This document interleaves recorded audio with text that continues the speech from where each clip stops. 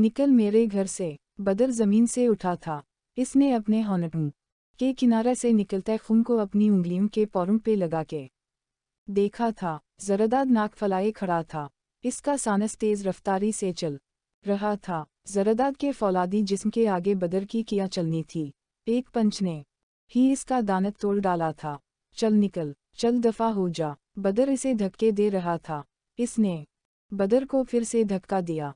वो लड़खड़ाता हुआ पास पड़ी कुर्सी से टकराया। जरदाद ने अपनी शर्ट को झटका देकर दरअसत किया, गटार उठाया और बदर को घोरता हुआ बाहर निकल गया। आप कैसी बातें कर रहे हैं, इसकी हालत तो देखें, इतना तेज बुखार है, वो बिस्तर से नहीं उतर पा रही। आप कह रहे उसका प्रैक्टिकल है। डॉक्टर ने तेज बुखार में बेसधा पड़ी दानिन की तरफ इशारा करते हुए कहा। लेकिन हमारी बच्ची का साल्जवाद अलिफाइन हो जाएगा डॉक्टर, बहुत ज़हीन है मेरी बच्ची। सिकंदर पास खड़ा डॉक्टर को कह रहा था। देखें, आपको बच्ची की पीड़े दो चश्मी है, अलिफिए से ज़्यादा इसकी सेहत प्यारी होनी चाहिए। डॉक्टर ने सिकंदर के कंधे पे हाथ रख कर कहा और फिर अपनी चीज़ें समेटता हुआ बाहर निकल गया। शाजर डॉक्टर के पीछे पीछे निकल गया, डॉक्टर को मेन गेट तक ले जाने के लिए। सिकंदर, डॉक्टर ठीक कह रहा है, काफ़ ये बात नहीं, इम्तिहान दूसरी कोशिश में दे देगी। हारून ने सिकंदर को तसल्ली दी। सिद्रा इसके सर पर ठंडी पट्टियां रख रही थी और साथ साथ अपने आंसू और नाक दोपट्टे के पल्लू से पहुंच रही थी। इतनी मेहनत की मेरी बच्ची ने, सिद्रा की रोहान सी आवाज़ उभरी। सिकंदर परेशान से खड़े दानिन के चेहरे को देख रहे थे। आंखों के नीचे गहरे सियाह हक़े पड़े थे। होंठों का रंग जर्द था और इन पर पपड़ी जमी थी। चेहरा ऐसे मुरझाया हुआ था और गाल जर्द हुए पड़े थे। सिकंदर की आंखों में पानी आ गया था। दानिन कभी ऐसे बीमार नहीं हुई थी। अब तो इतने दिन हो गए थे, इसका बुखार उतरने का नाम नहीं ले रहा था। अब वो मजीद सिद्रा और दानिन को ऐसी हालत में नहीं देख सकते थे। तेजी से कमरे से बाहर चले गफ बढ़िए थे। अम्मा से तो बात कर लो कम अज़ कम। इशाल जरदाद के पास मीम बे अलिफ्लाम लेकर खड़ी थी, चेहरे पे बला की परेशानी लिए। इनसे किया नाराज़गी। इशाल बार बार इसके सामने फ़ोन कर रही थी, जिसे वो देख भी नहीं रहा था। हम बेंच के बैठा हुआ था, जबकि नज़रें सामने लगे टेलीविज़न पे टकती थीं। वो उसी दिन कराची इशाल के घर आ गया था। अहमद और इशाल यहीं एक छोटे से फलक में रहते थे। अम्मा, वो नहीं कर रहा है बात, आप परेशान ना हूँ। मैं कह रही हूँ ना। अच्छा अच्छा, आप बिल्कुल परेशान ना हूँ। इशाल पूरी कोशिश कर रही थी कि अपनी रोती है विलियम को तसल्ली दे। आज एक हफ्ता होने को था इसको यहाँ आए हुए। वो किसी से बात तक नहीं कर रहा था, काल काट देता था। चाचों को भी कहीं बेफिक्र रहीं।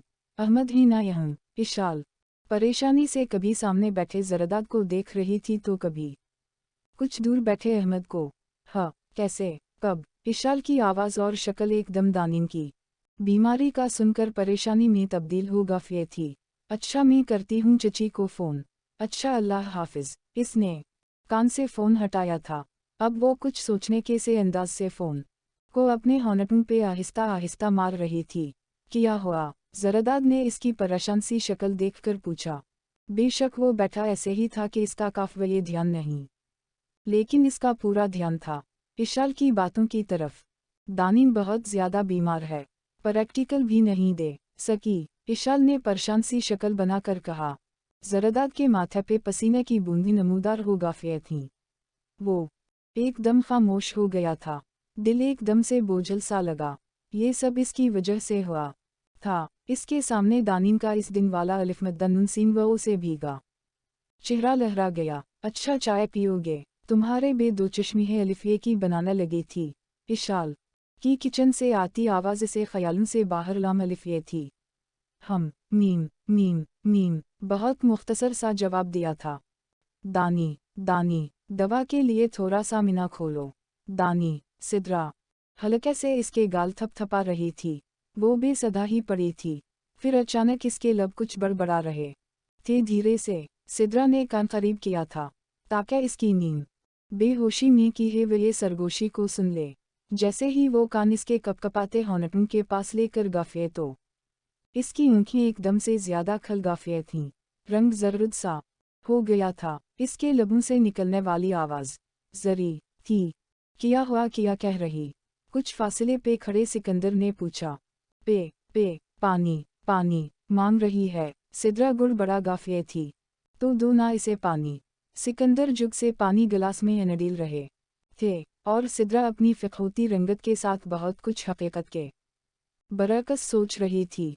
किया हुआ, मैं तुम्हें अपनी नील पालिश दिखा रही हूँ और तुम कुछ और ही सोचे जा रहे हो, देख ही नहीं रहे। मनसा ने खिफासी शक्ल बेनून अलिफिए ना नहीं, ऐसी बात नहीं। जरदाद ने लैपटॉप का रुख थोड़ा और अपनी तरफ मोड़ा, अपने पीछे तकिया सेट किया और चेहरे पे जबरदस्ती मुस्कुराहट लाने को कोशिश की। मनसा की नींदा वापस चली गाफ थी, लेकिन जरदाद के साथ उसका दिन रात राबिता था। सारा दिन इंटरनेट के जरिए पीगामात और वीडियो कॉल्स। फिर भी आज थोड़ा अपसेट लग रहे हो ना, मेरी तारीफ की। इसने बड़ी अदा से अपने बाल कंधे से पीछे किए। वो बेहद दिलकश लग रही थी, पर इसका दिल आज दानिन की तबीयत का सुनकर बुझा बुझा सा था। बहुत बड़ी गलती कर बैठा था नादानी में। वो इससे कितनी छोटी थी, इसने किस बुरी तरह इसे धोखा दिया था। उम्र कि जिस दूर से वो गुजर रही थी, इसका यूं टूटना तो बनता था। अब अगर इससे मुआफ़ी भी मांगूं तो किस मिना से। जरदाद ओके बाय, तुम बात ही नहीं कर रहे मुझसे। मनसा ने मिना फला लिया था। वो पता नहीं इसे अपने स्कूल का काफ़िया किस्सा सुना रही थी, जिस का एक लफ्ज़ भी वो सुन नहीं पाया था। वो दरअसल, मेरी तबीयत कुछ ठीक नहीं। जरदाद ने हॉनटों पे जबान फेरी। इसकी आँखें भी बोझल सी हो रही थीं। कल बात करेंगे। इसने बुझे अंदाज में कहा। ओके बेबी, रेस्ट करो आप, मनसा ने बड़े लाड से कहा था। इसे वो हाथ हिला रही थी इसे। Meme okay. इसने बेदली से स्क्रीन ऑफ कर दी थी और तकिए पे जैसा गया था। दानिन, तुम क्यों आठ के बाहर अलिफमद्दा ये हो।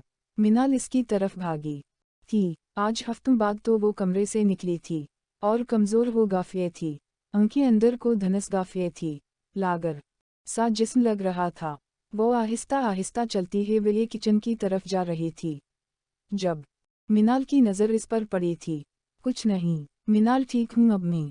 पानी लेने अलिफमद्दा ये थी।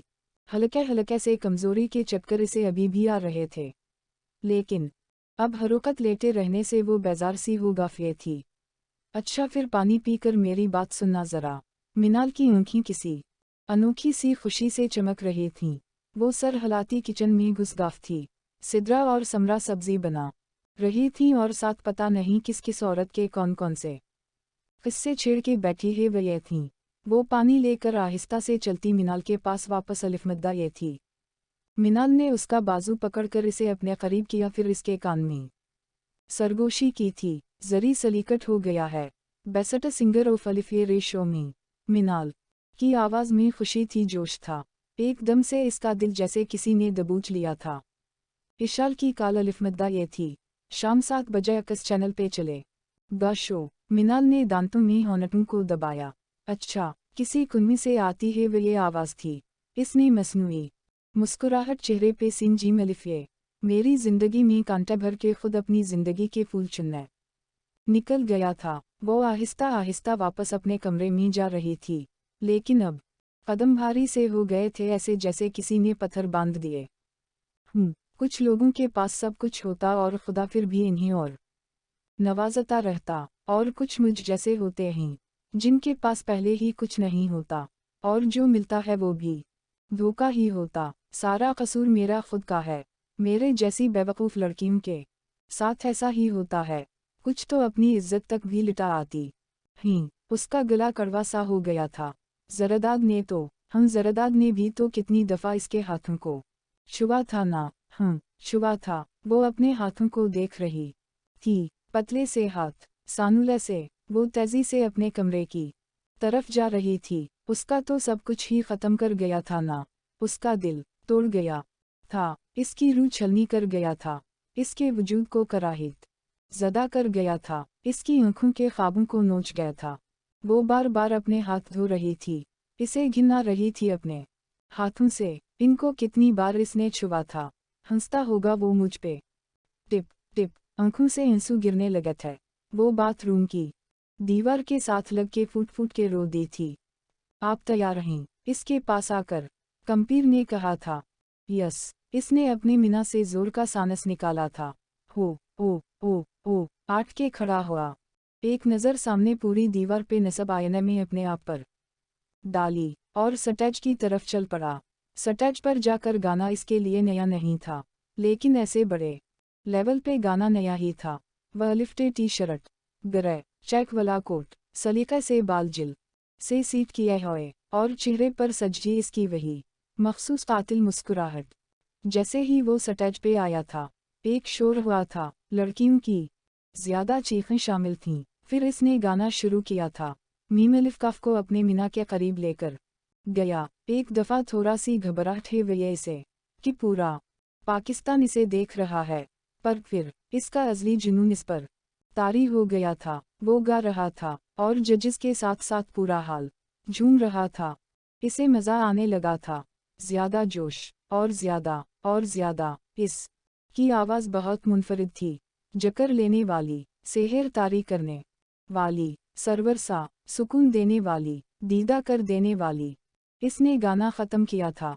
वो मुस्कुरा रहा था, जजेस को देख रहा था। पूरा शो की नाज़रीन तालियां पीट रहे थे। वह अलिफ। पहला जज मीम अलिफ काफ को अपने करीब करके बोला था। अजहर हसन एक नाम था इसका सिंगिंग की इंडस्ट्री में, जो आज इसकी आवाज़ सुनकर खुश हो रहा था। क्या आवाज़ है आपकी? इसने अपने सामने लगे बोर्ड पे उंगलियां चेलाम अलिफ ये ही, और इसके सामने बने मेज़ के ऊपर लगी स्क्रीन पे सुर्ख रंग का नंबर 10 चमकने लगा था। तालियां गूंज उठी थीं। जरदाद अब खलकर हंसा था। इसने अपने होंठों पे जबान फेरी और नज़र अब अगले जज की तरफ थी। हैनडसम बुवाए नस्वानी आवाज़ उभरी। रिहा बोल रही थी। अगली जज लड़की थी। बड़ी मोहब्बत से इसकी तरफ देखा। जरदाद ने हंसते हुए अपने दाल अलिफ़ पे अलिफ़ों को स्टेज की ज़मीन पे दाल अलिफ़ बे अलिफ़ घुमाया। नज़रें अपनी तारीफ पे एकदम नीचे हो गाफे ही। लब मुस्कुरा उठे थे। वद ब्यूटीफुल व अलिफ़े लो यू रहा ने है व अलिफ़ बोसा उछाला।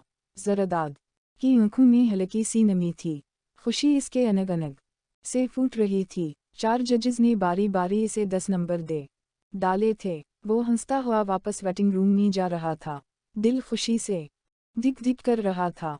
आज शो का पहला दिन था और वो धाक बैठा चुका था। फ़ोन की स्क्रीन पे मंसा का नंबर चमक रहा था। इसने जोश में नंबर उठाया था। है बेबी अलिफ़मद्दा ये लो यू। वो चीख रही थी खुशी से। लाम अलिफ़ ये वो शो पूरी दुनिया देख रही थी। जरदा कहका लगा रहा था। मंसा बार बार इसे मोहब्बत भरे बोसे दे रहे थी। दिल नमाज के बाद इसने कांपते हुए हाथ दुआ के लिए उठाए थे। मैं क्यों रोती रहूं इसके लिए? वो इतना कुछ करने के बाद भी सुकून में है। मैं क्यों जिंदगी बर्बाद करूं इसके पीछे? अल्लाह मुझे हिम्मत दे, प्लीज़ अल्लाह मुझे हिम्मत दे। गरम गरम आंसू गाल भिगो रहे थे।